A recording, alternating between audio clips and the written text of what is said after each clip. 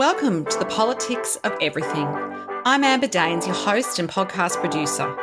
This is a half hour of power, a podcast dropping every week where I unpack the politics of everything, from money to motherhood, nutrition to narcissism, startups to secularism, the environment, quality, and much, much more. Our guests are seasoned in the field or topic of their choice, even if you've not heard of them yet. This is a non-partisan show. So while I love exploring varied views and get a buzz from a healthy debate of ideas, this is not a purely blue, white, green program. Please subscribe, tune in and enjoy the politics of everything.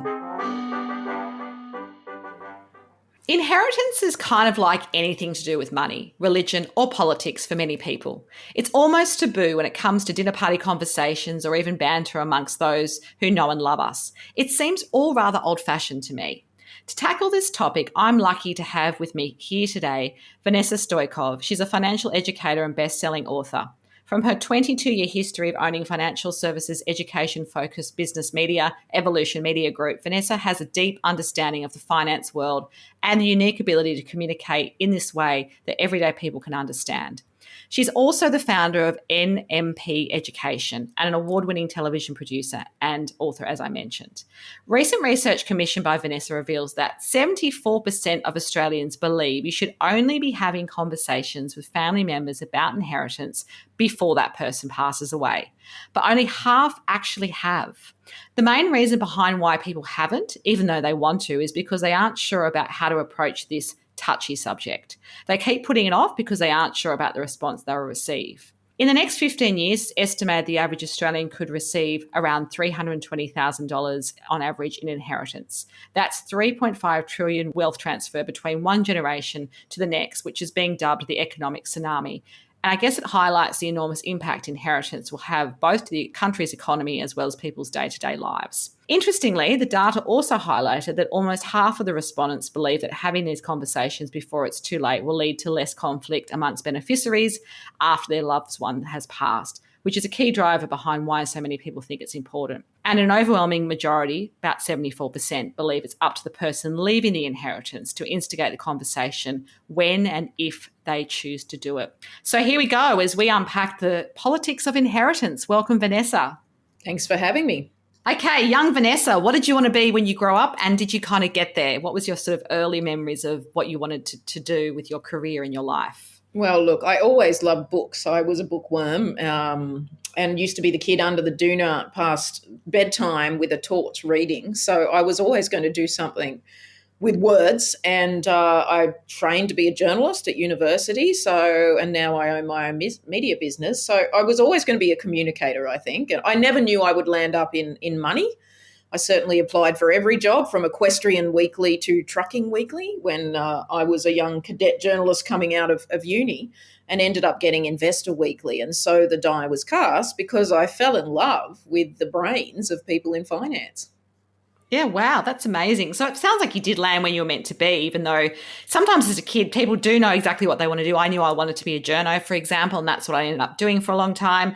But, you know, other people, they kind of have those sort of more nuanced pathways. So it sounds like all those kind of things came together for you and what you've done for a long time now. I'd love to just jump into this topic of inheritance. It obviously means different things to different families. And I think sometimes it's a bit cultural as well as, I guess, the financial position of the family. Obviously, we all know people that may have happened to us ourselves that, you know, you have anxiety and disputes because when someone passes away, their will may not have been as you thought it would be. There's some surprises in there. Some long-lost cousin you've never heard of gets the bulk share of the estate. Maybe that only happens in Hollywood movies. I'm not sure. But, you know, there may be some sort of nuance in there that someone hadn't predicted because they hadn't brought it up. And I'm thinking particularly these days with people repartnering and, maybe the new partners gets a big chunk and that's kind of a bit of a surprise too.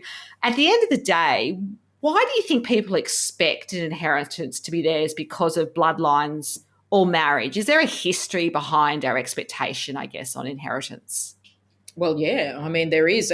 Money passed down through families, through generations is kind of the way we've always done things. But unfortunately now there's a whole bunch of reasons why people need to get more involved in this conversation. One of them is because of the onset of dementia and actually losing the ability to be able to say what you'd like if you start to get dementia or Parkinson's or any of those diseases. And dementia is so prevalent now. So that's kind of step one for the person in the position of giving. You really want to be able to do it while you're still yourself. And you want to be able to bring your family together with your legacy and say, this is, what my life stood for. This is what I've tried to achieve for my family and what I have left.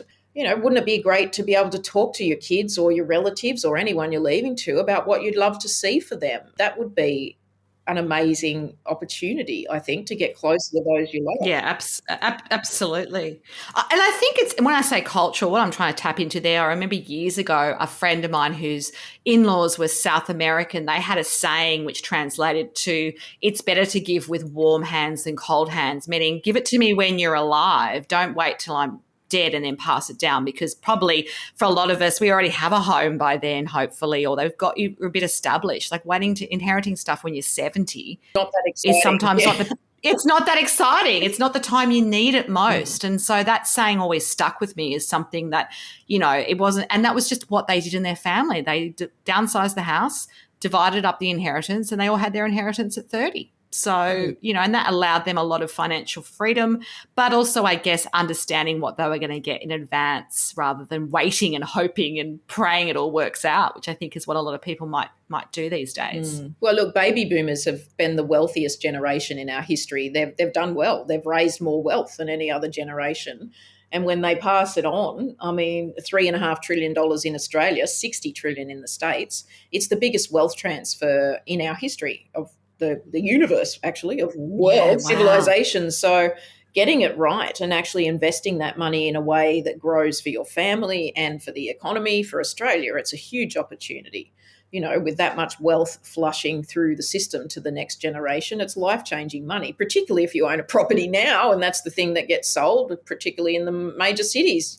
You're talking multi-million dollars, and that is life-changing money.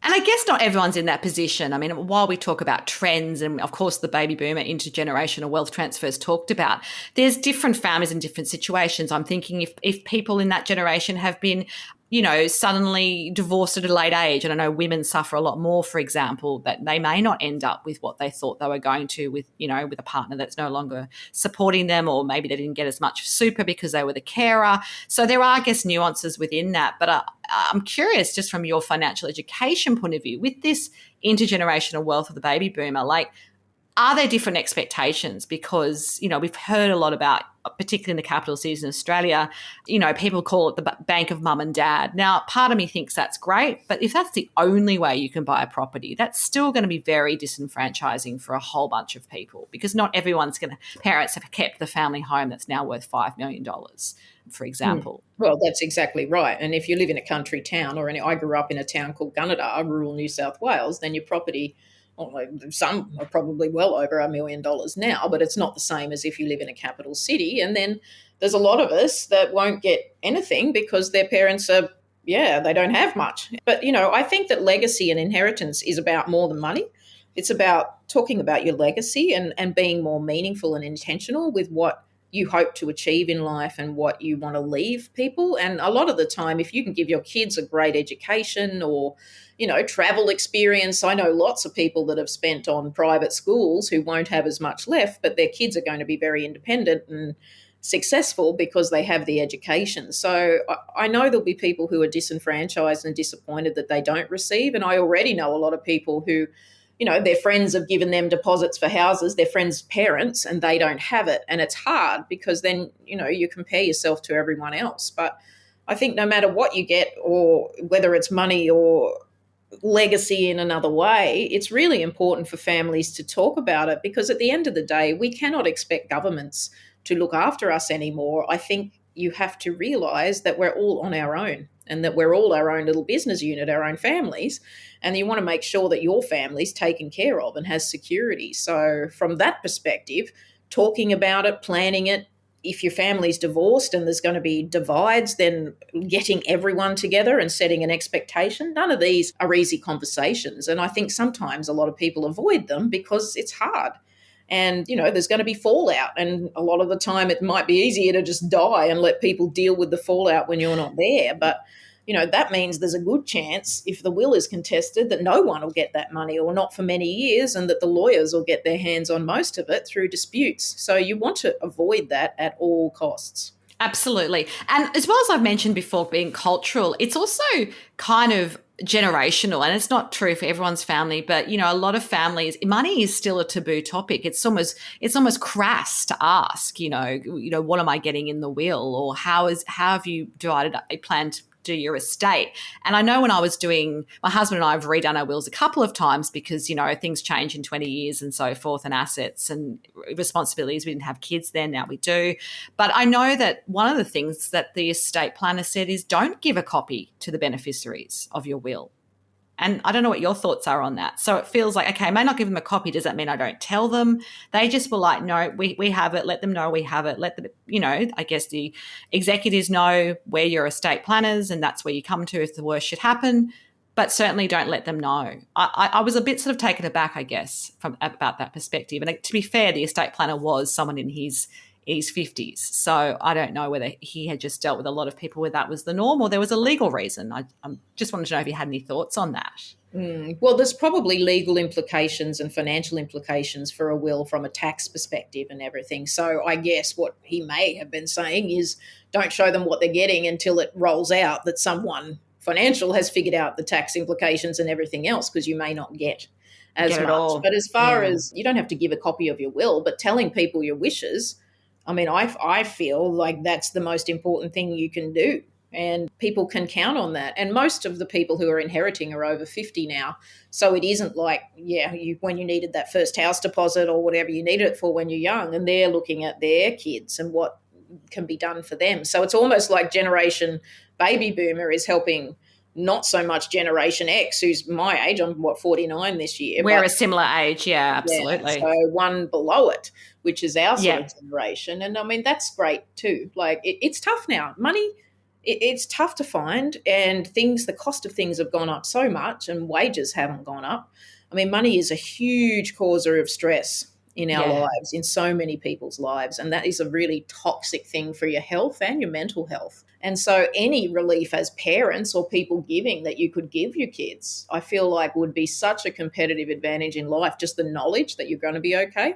I agree. And I suppose it's, in some ways we talk about that generational wealth, particularly with the boomers, because I guess that's the generation that we're looking at who is most likely, because of their age, going to be passing on money in the volumes you talked about in your survey. But I also am aware that a lot of that's just luck. I mean, there's nothing that clever really strategy-wise about buying a house for $20,000 in 1970 and sitting on it. And part of me thinks that luck has got to kind of run out at some point, because does it just feel, higher house prices because everybody suddenly has a $2 million deposit? There's part of me that doesn't think that kind of wealth is that fantastic, to be honest, just because of what it means for greater society and so forth. Well, it causes big socioeconomic divides. And I think that's what we're going to see more and more. The rich get richer and the poor get poorer. And there's always going to be that bottom 25% of society that we have a obligation to look after from a social services perspective. But then there's this great middle swath of people whose lives can be changed outrageously by more cash flow. And that's where this will really come in handy. I mean, a lot of people that are handing down wealth are wealthy already, and it's just making sure that the generational legacy is there. But those who have sat on a house they bought in 1970 and now it's worth a lot, I mean, really think carefully about how you want that to be distributed and what effect it'll have on your kids' lives. Absolutely. And I guess, if people are downsizing, that might be the time. Although they might have to pay for their aged care, which I always think people underestimate how expensive that's going to be and how long we all live these days. That's the other thing to factor into the inheritance equation, from my perspective anyway. Have you seen much around that, just in terms of... I've seen a heap around that, because a lot of people, unfortunately, are waiting till they're incapacitated and need to go into a nursing home to even think about it, and then it's up to their adult children. And I've got girlfriends at the moment who are trying to get their parents care in the country, and it's very hard to find them anywhere. And money's not the issue. The family had enough money, but it's just the spot. If only they'd have thought about it 5 years earlier and put their name down and actually said, this is what I'd like when I get to that point, it would be a hell of a lot easier for your children to organise that last part of your life. And in the last 10 years of your life, it's the most expensive 10 years of your life. Yeah, absolutely. And particularly as we privatise care more and more in Australia, for example, nursing homes and so forth, a lot of it's run privately and you need a big deposit to even get a bed, as they say. And look, some places don't. Some places just take your pension. But what you need to do is find that out well Yeah. before you need it. And so I would say to people in positions. I mean, my mum is 70, early 70s, 73, but my father was quite a lot older than her, and he died 4 years ago, and she was able to care for him, so he didn't have to go to a home till the very last 2 weeks of his life because she was so much younger. But if you're of a similar age and both of you have failing health, it's too much for one partner to look after the other when you're old, and then you both want to go. So it really pays to plan ahead and to encourage your parents to think like that, not because you're greedy or you want to know what they've got, so they'll be okay and nobody has to go through the massive stress. It's sad enough when you see your parents failing. It's really sad. And that's why inheritance is a very difficult topic, because there's so much emotion wrapped around thinking about people you love not being there anymore and facing your own mortality. Yeah, absolutely. Years ago, when I was working in a philanthropical capacity for a gallery, a public gallery, I met someone called Simon Mordaunt, who was a successful and well-off banker, but who had very publicly decided to give away or bequest his vast fortune to causes he believed needed it more than his own grown-up kids. And we had a very candid discussion about that. His family were very aware of this decision ahead of time, and I really admired it because I just thought in Australia that's such a rare thing to be doing, and very few families of wealth kind of do it that way. There's a lot of hanging on to the bitter end and making them work in the family business and do all the dance, if you like, to even get that money. So what is your take on the idea of, perhaps that, like you said, the great education, they probably had that. They'd had a lot of opportunities. He'd set them up probably to an extent because they had, the private school education, university. Maybe he'd helped them, along the way by an apartment or something when they were younger. But he really felt like he owed them nothing materially, no matter how much more money he would make in his life. He wanted to die with not a cent in his bank. What are your thoughts on that? Is that really bold and brave or kind of rare and crazy? Well, philanthropy, I mean, it's needed for a start. And I mean, Americans have been brilliant philanthropists for a very long time. They've sort of led the way. Australia doesn't like to call ourselves philanthropists, but at the same time, we're incredibly generous at giving, particularly in a crisis. And by God, there's been some of them in the last few years. But I think philanthropy is going to be more and more common, particularly for those who are handing on wealth when their kids don't need it. And I know a lot of people here in Australia, actually, who have private family trusts, and their trusts set up a philanthropy, and all the family sits down and talks about the causes they'd like to support. And I mean, what a privilege to be able to solve social problems together because you have that amount of money. So I think philanthropy is going to have a real rise as the next generation gets their hands on money. And there's some wicked problems we need to fix in the world, like climate. And the more we can give the next generation a view on how to use that money for good, like that's a good thing. I think we'll see more philanthropy. I worked with a man called Alan Gray, who started Alan Gray Investments and Orbis. We made a documentary on his life, and he's left a $10 billion philanthropic trust to educate kids from birth in South Africa, because that's where he was born, to sending them all the way to Harvard and then funding their first business to make them social entrepreneurs.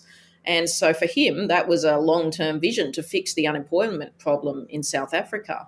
And those sort of people are incredibly inspirational. You'll see Warren Buffett said he's not leaving his kids anything. A lot of the wealthy are saying the same thing, not because they don't love their children, but because when you have so much money, there's never anything to strive for. And I think a lot of people that leave to charity who are wealthy is because they know they want their kids still to strive and have hopes and things they work for. Otherwise, life becomes pretty pointless. Absolutely. And I think there is also that sense that you need to be super wealthy to kind of do philanthropy. And my experience is, it's probably just a mindset as much as it's not like only because I have $1 billion, well, am I going to give away all this money? I think there's micro versions of that, which could be part of that inheritance discussion, maybe saying that there's some causes that you as a family or you as an individual are passionate about that are going to get money, as well as just leaving it to maybe those you're related to or married to. I think that's part of the whole process, really, of deciding what your inheritance legacy looks like. Yeah, exactly. And legacy is different for everyone. I don't think we talk enough about it today, but at the end of the day, we're all here to have relationships and find meaning and to love people. And if you can think about what legacy would you like to leave? And a great way to do that, I find, with people, and it's an old university question, is to write your obituary. Yes. And when you ask people to write your obituary, what they're really saying is, how do you want to be remembered? Yeah, absolutely. And that's a great way to start that exercise. If you really don't know what you want to do, write how you'd like to be thought of when you're gone, and then you'll figure it out. Yeah, absolutely. I think that's really powerful to think about it that way, which might seem morbid to some people as well, I guess. It's kind of this taboo thing around everything to do with death and money and inheritance. It's all wrapped up together in my experience. It's just all in the too hard basket. But then people very openly and almost like ad nauseum will talk about, house prices, for example, and how much their house has gone up and all those conversations, particularly in Sydney and Melbourne and the capital cities around the world, which I also find equally crass. So it's an interesting, I guess, dilemma that we have to kind of just keep breaking down what we find taboo and what we don't. You know what I mean? I find those conversations about house prices incredibly boring, to be honest. It's just like, well, you must have been to some interesting parent meetings then. I'm thinking it depends on the company you keep, but I reckon you give people in a group about 20 minutes, it'll come up somehow. You know what I mean? It's just, we're all guilty of it at one point or another. I'm probably brought it up as well, but part of it's just, as I said, it's a bit of luck. It's not really that exciting. It's sort of like a bit of a lottery ticket to me in some ways, that you kind of, some people will win and some people won't. But with property, it's great to have a roof over your head. And I think of property as not just an asset, but actually a right. Everyone should have a stable home to live in, and rather than just constantly seeing it as an asset. So that's kind of the nuance of my take on that discussion. But everyone might feel a little bit differently about that. Well, whether you're renting or you own or you're paying off a mortgage, you've still got a roof over your head. I think the bigger issue is that rent prices are going up and wages aren't. So there's some people who get kicked out of their rental because they want it back or they're selling it or whatever. Exactly, because the money's so good. Let's just sell that investment property after a year. And look, I've rented and bought throughout my life. I've been renting for a long time. I own property as well. But, it was one point, I think me and my family, we moved 6 times in 5 years. Yeah, that's not easy. But we've moved several times too, and I rent at the moment because I want the flexibility. But it's not the only way to make money, property. No, absolutely. And people need to know that more and more as they're locked out of the property market, that you can invest many other ways very easily through technology now, through apps on your phone, and also pump money into your super, which is the most tax efficient way to invest. And, you can rent and have a very great life, because if you're renting, something goes wrong and who do you call? Someone else to pay for it and fix it, So you've got to add up all the things too. Property maintenance is, 1, life-sucking, and 2, expensive. So our kids are older now. Our eldest son's 18, 17 and 13, and we live in an apartment now on the harbour. But, when they were little, I couldn't have done that. We had the traditional house with a big backyard, but we all now want to be close to the city. You can jump on a ferry and go anywhere. And it's actually pretty cost effective to live there from a rental perspective. So I would encourage people to pick life first, not just what's the sensible money decision, and then learn other ways that you can invest your money to make money and not just be obsessed with property. And if you're inheriting property, think about, do you want to live in that? What's the best use of that for you? Can you rent it out? I mean, there's so many questions there too, but just getting the conversation started. I've got a book coming out in October, and it's called The 5 Conversations About Money That Will Radically Change Your Life. And one of them is the conversation with yourself. Are you happy with where you are? Do you love having the big mortgage and no cash flow? Like, there's all these things now that people have that they think, I've got assets, but I'm not enjoying my life because I don't have any money to do anything. And so it's you've got to weigh it up, I guess, and say, what makes me happy and how do I build security for my family? Absolutely. So what are some of the mistakes that you can kind of observe about people receiving an inheritance? And that's no matter what age or stage of life they're at. So I'm thinking one of them is not having the discussion about, what people's wishes are ahead of time. We touched a little bit on those crazy legal fees, which if you can contest a will, like you say, the lawyers usually win the most out of that one. But what are some of the other things that you see that, people don't consider when they're kind of in that process of receiving an inheritance? Well, a lot of people blow it on things that fast cars. Yeah, like motorbikes and things that aren't really income producing assets. And it's okay to have some treats and things you like. but you should look to put a portion of that to be going to work for you so you don't have to work, and finding ways to make passive income. And I think a lot of what I see is sometimes people go on the holiday, renovate the house or pay off the mortgage, but they still don't have the cash flow. And if they'd have done things a bit differently and invested so there's income coming in, then they've just got more choices. And I don't think we're taught enough about passive income. And I don't think we're taught enough about how to diversify your money, certainly not through schools. So, it's hard. I see people spend money unwisely all the time. And yeah, it's hard because there's no more coming. An inheritance is a one-off. Yeah, absolutely. It almost reminds me of a lottery win. They see those stories of people who win like $5 million in the lottery and 10 years later they're broke. Yeah. Those stories. Well. Mm-hmm. It feels like that as well. With the disputes, often they're not even worth the legal fees, or they might be to some people. And of course, it's not just the legal fees. I just think of the actual disharmony you create to the legacy of the person who's left you the inheritance, but also potentially your siblings and the others who were beneficiaries or not beneficiaries in that will process. The relationship breakdown has got to be factored into it. Is there ways in which that can be avoided besides the conversations, besides having a will? Is there anything else that people can be considering while they're navigating this process of an inheritance? Well, I think you mentioned siblings, and that's a big one. It's one of the chapters in my book, How to Talk to, because siblings, and not everyone gets on, right? Like, not everyone has the same goals. So not everyone's in the same position. Like, you might have people that are already multi-millionaires because they've had a really successful run in their career, for example, or got inheritance from their in-laws. So it's not like it's going to look the same, or the need is going to be the same, if you like, across the sibling group. Yeah, it's true. And there's plenty of examples of wills where one sibling's got less because they've had more in life than the others. But all that needs to be talked about beforehand. The worst thing you can do is leave all those bombshells in your will, because it really will pull everyone apart. So you're much better off. People will naturally talk one-on-one to people, and this is what I want, but you really need that group gathering, even if it's a phone call. I was going to say, not the siloed conversations, where it's like, oh, by the way, I'm leaving you my favourite watch. It's like, yes, but does the sibling know that, Yeah, actually, one lady told me, and I loved the thought of it, that she had gone with her daughters and they'd put dots on everything. Everyone had a coloured dot sticker, and then Mum, oh, you can have the glory box, you can have the silver, and they put dots on it so that they knew it was theirs. And they had fun because then they all got to talk about it. It was like a shopping trip, and she really enjoyed it. So I don't know if you have to go to the sticker version of that, but there's plenty of ways to make it an activity where you bond with your family, and you're certainly not sitting around crying or, feeling despondent that you haven't communicated and your family's breaking down because of it. Absolutely. So changing tack a little bit, who've been your greatest mentors, maybe one or two that stand out, and what have they taught you about life and business?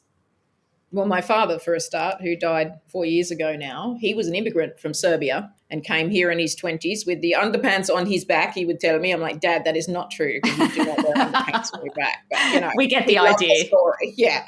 And he came out on the work for a visa scheme and worked on the Snowy Mountain scheme. And in the 50s, they had a lot of immigrants from Italy, Greece, Serbia, all those parts of the world. And one thing, he had a tough life to get where he got to. And the biggest thing I learned from him was never give up. His motto was never give up. He was as tough as nails, incredibly loving and loyal to his family, but his mantra was never give up. And that's the biggest thing I've learned. I've run a business for 23 years now, and there's been plenty of times where I've wanted to give up, but the sort of training I had from him, or I guess the background, has made me too stubborn to do it, and it's paid off. So he would have been one of my biggest mentors for sure. Yeah, absolutely. If we spoke again in a year, what would be the number one thing you would have hoped to have changed in your business, and why? It's a good question, that one. I think because I've got a new book, and I'm passionate about creating all sorts of stories, particularly books, out. I'd love to see us generating more content off the back of those sort of initiatives. So, we're building courses at the moment that go with the book, and they're low cost and they're easy to use, but it gives people a structure on how to do these things, like talk about inheritance. So I guess I'd like to see the book out there, the second one, and more people having the conversations because they're able to download these things from the site. So I hope when we talk next time that that's all working and lots of people are getting the tools and starting the process. And I'd be very happy with that. Absolutely. Final takeaway message for us today on the politics of inheritance. Don't be afraid to talk about money. It's not crass, it's part of life. And it's okay to initiate those conversations, even if it doesn't go down well. Don't walk away and don't bring it up again. You've got to bring it up again. It takes a long time to talk about these things, and people need time to absorb them. So don't just have one meeting and think that's it, too. Like, keep the conversation going, keep the communication open, and you'll get a good outcome. Excellent. Hopefully we've demystified a bit of the inheritance puzzle for people today. And if you do want to connect further with Vanessa, of course, there'll be some details on the show notes. As always, until next time, take care. Thanks so much for listening today.